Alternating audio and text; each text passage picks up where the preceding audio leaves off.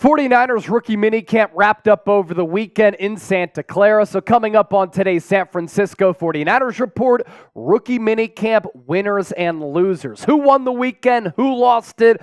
With some great analysis in between. But first, before we take a look at that list, we are having a sub-battle between two rival teams in the NFC West and inside the walls here at Chat Sports. Seattle Seahawks today and the San Francisco 49ers report. Now, we have many more subscribers than the Seahawks today, but this month, they're beating us. 312 subs picked up since May 1, 110 for us here on this channel. Let's get the victory. Let's kick their ass. And when you hit that sub button, you're a winner at the end of the day because you get daily and year-round coverage on the Niners that's informative, entertaining, insightful, and involves you, the faithful. Let's start off on the positive note here and first take a look at the rookie minicamp winners. Dominick Puni, offensive lineman, draftee out of Kansas, a clear winner following rookie minicamp for a lot of reasons. The main reason, he looks the part. And I said this at the time when he was drafted by San Francisco in the third round back in April. I think he has an opportunity to start at guard from the jump as a rookie. You could start him at right guard, then you could start Jon Feliciano at center. He has plenty of experience doing that, and Feliciano was one of the highest rated guards in the NFL last year, and in turn, I think that makes your offensive line better.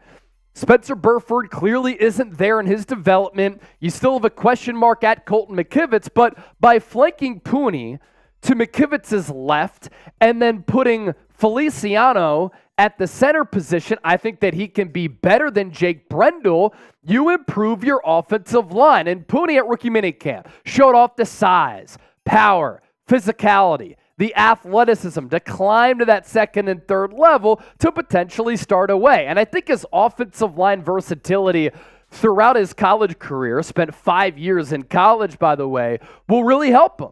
27 starts at left tackle, 13 at left guard, and 3 at right tackle. He thinks that he can also play center. I would not rule that out in the future. A lot of you watching right now might be asking the question, why can't he play at tackle? He might be able to. Joe Staley had shorter arms. Puni has shorter arms.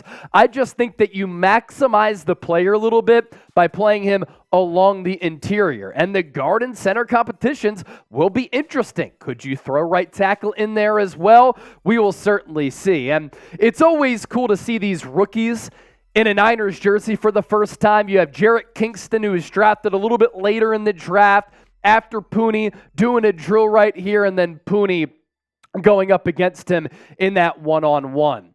Minicamp winner number 2, Malik Mustapha, the safety out of Wake Forest. Another draftee for San Francisco who I'm really excited about. And I was watching Larry Krueger's breakdown and some of his takeaways from rookie minicamp, and he said the players that really impressed him the most, Dominick Puni, Malik Mustapha. And for Mustapha, he said that he was the best rookie defender on the field at the SAP Performance Center.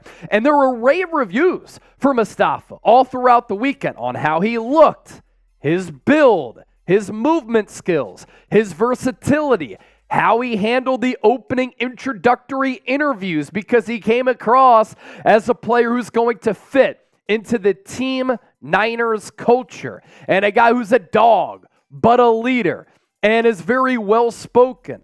And with that, seems to know the game really well. The Mercury News saying the level of buzz at the facility is, quote, off the charts on Malik Mustapha, who, with that athleticism, had more range than a Talanoa Hufanga. And here he is in a Niners jersey, rocking the white with the trademark gold and scarlet red helmet, and that versatility and the intelligence. It's something that we talked about in the post-draft process and when he was selected by the Niners. He was a 0-star recruit coming out of high school. He's had to earn everything that he's gotten and had that versatility playing in the box, slot nickel, hybrid linebacker, roamer role, deep safety, and was used in a variety of ways on third down and has that athletic ability to track down the football and that range that helps him compared to a player like Talanoa Hufanga, who lacks some of that range but makes up for it with some of the instinctual skills. This just makes the safety position a little bit deeper, a little bit less of a concern for San Francisco moving forward. Now we pivot to Renardo Green, the second-round selection out of Florida State for San Francisco. Another experienced college player here like Puni and Mustapha. Green played a lot of football at Florida State and in the transfer portal era stayed with the Seminoles his entire career. And like Mustapha, has that alpha dog personality and swagger to him. Nick Sorensen, new Niners defensive coordinator, with an interesting nugget during his introductory press conference, and we'll get to Sorensen coming up here in a little while. He said that Green and the Niners' plans for him is to start off playing in the slot. Has good feet, excellent ball skills, led Florida State in pass breakups last year, put great reps on tape against Malik Neighbors, who was drafted 6th overall by the New York Giants. And those ball skills were really consistent for him throughout his career as a pass breakup machine, and really thrives with playing a lot of press man. His numbers last year, very good. Overall Pro Football Focus grade of 83.2, a coverage grade of 86.4. Here's where you might have some concerns, and if you want to list the Niners as losers by putting Green inside instead on the outside, I get where you're coming from. They're at least going to try to see what he looks like from that slot spot because he is a little bit shorter and a little bit smaller in stature. 4.5 40-yard dash speed, somewhat average. But at Florida State last year, he played primarily on the outside, 584 snaps. And throughout his career, he played primarily on the outside. Can he make that switch to the inside like Diamador Lenore has done flawlessly? You can't rule that out, but only played 15 snaps on the inside last year for the Seminoles. So it's going to be a little bit of an adjustment for him, but it didn't look as though he was struggling to grasp that role throughout rookie minicamp because he was a winner.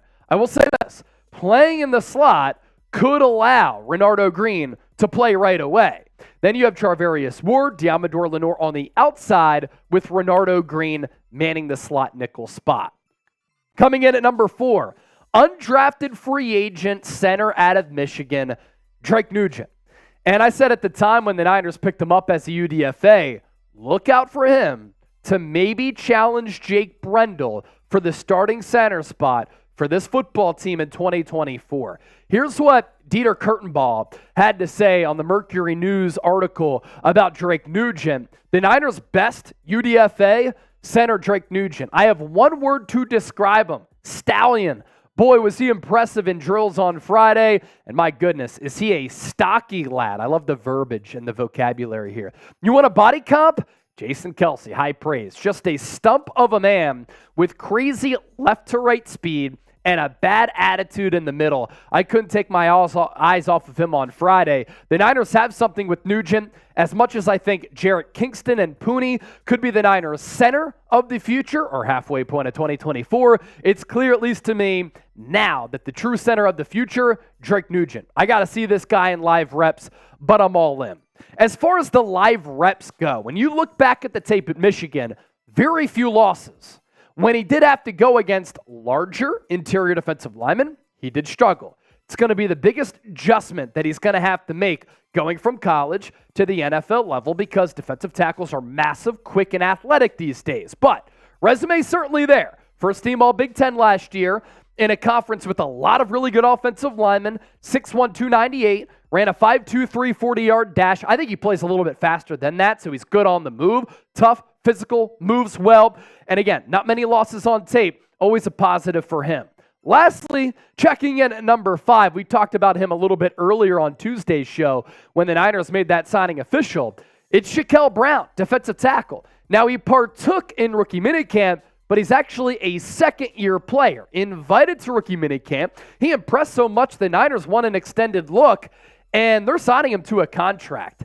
A very intriguing athlete at defensive tackle, 6'3", 295. 2 years ago in the pre-draft process, ran a 4.92 40-yard dash. So, translation, he can move for 295 pounds. He's also strong with a lot of upper body strength. 30 reps of 225 on the bench, played his college football at Troy, undrafted last year in 2023, placed on IR in August by the Tennessee Titans. So he missed all of the season. It was an ankle injury, and then they cut him free after the season ended. He only started playing football in 11th grade, though, and gives the Niners intriguing depth at defensive tackle, where I think they're still a little bit thin, even after the additions of Malik Cunningham and Jordan Elliott. This is one of the young players, in addition to Kalia Davis, that you want on the roster as far as depth, or at least at the very least, you want to see what he can bring to the table. The relative athletic score, excellent. We always look at these on the show, especially in the pre-draft process. It's a good gauge for what teams look at, for what athletes are and could become, and what they project to be. A 9.46 overall score on a scale of 0 to 10. Coming up next, a lot of you are probably wondering, Chase, we're this many minutes into the show, you haven't talked about the 31st overall pick in the 2024 NFL Draft, wide receiver out of Florida, Ricky Pearsall. We're going to talk about him in a moment. Don't you go anywhere. But what I want you to do is sign up with Prize Picks, the #1 daily fantasy sports app. And why do I want you to sign up with them? Well, it's the largest independently run DFS app.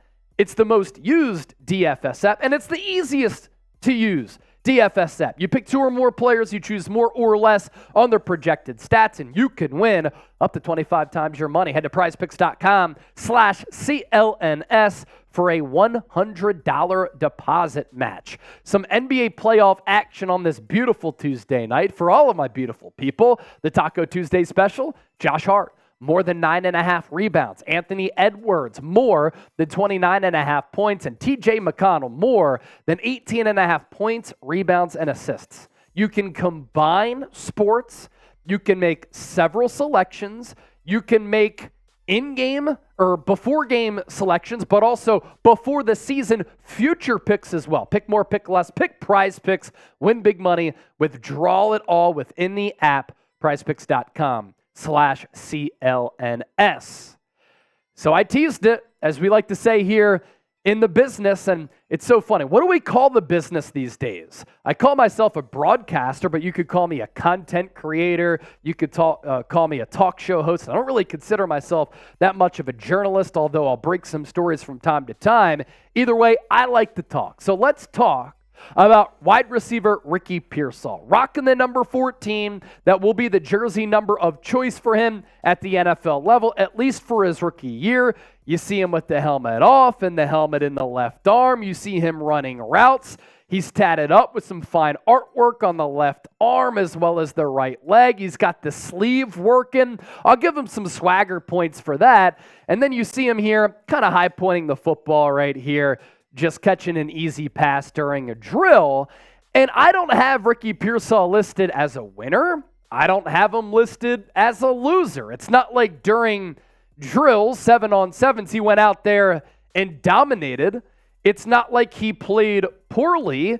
He did some good, and that's about it. But there were other people who really stood out as winners.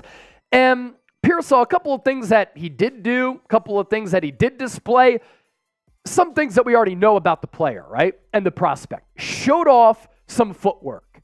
He has light feet, quick feet. In the videos that you see, in the tape that you turn on, if you see him in person, you can see that his footwork is excellent.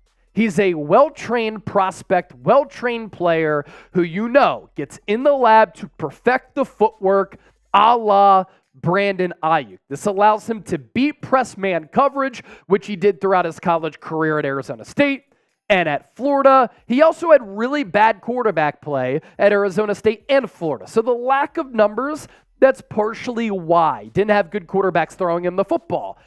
And at Rookie Minicamp, he didn't have Brock Purdy throwing him the football. Tanner Mordecai and a bunch of quarterbacks who you'll never hear of again. But the acceleration and the deceleration is certainly there. He is a precise, clean, professional, refined route runner. Now, in the drills, he did get open, but he didn't have any catches. And I know that Grant Cohn said in his Rookie Minicamp takeaways that there were a couple of footballs that he could have caught, and he did not. That's why I'm not listing him as a winner. He's not a loser. Doesn't have overwhelming size either. I think he was a second-round pick. The Niners reached on him at 31. I think he can be a productive player. It was a luxury selection. I don't make luxury picks in the first round. I try to identify special prospects. I don't know if Pearsall is ever going to be special. I watch Adonai Mitchell in rookie minicamp at the Indianapolis Colts, a second-round pick who was on the board for the Niners, just a freak of an athlete, making plays against his Colts teammates with the way that he looked, with the way that he moved. His ability to go up and get it, snatch it and run with it, break away from defenders in the open field.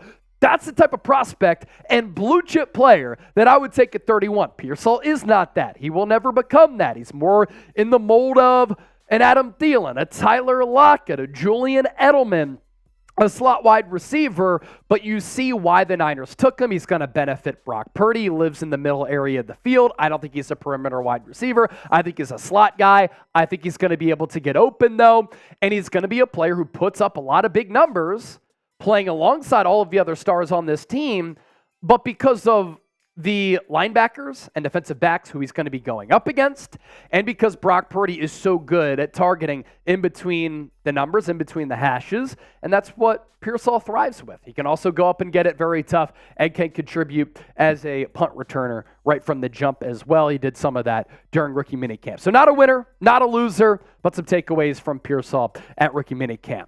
As for our losers, it's kind of tough to list losers. I'm not going to overly rip people unless they just perform horribly, and nobody really performed horribly at rookie minicamp. But Nick Sorensen, to me, is a loser because he had his introductory press conference as the new Niners defensive coordinator during rookie minicamp. I thought he whiffed. I thought he swung and missed. It was a little bit rocky.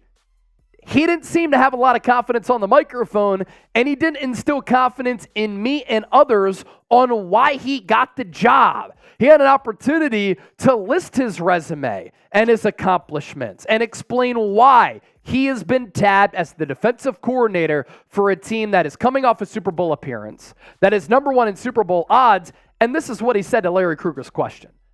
Why did you get named defensive coordinator? He says, I think you'd have to ask Kyle and John in ownership. I mean, I was here. I understand the defense, the familiarity with it, with the guys and how we play, what's expected.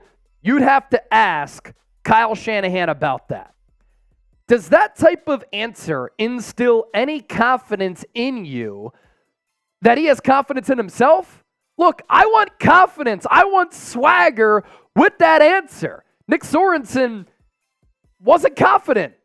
He didn't say, I played in the NFL for a really long time. I was recruited to play quarterback at Virginia Tech after Michael Vick.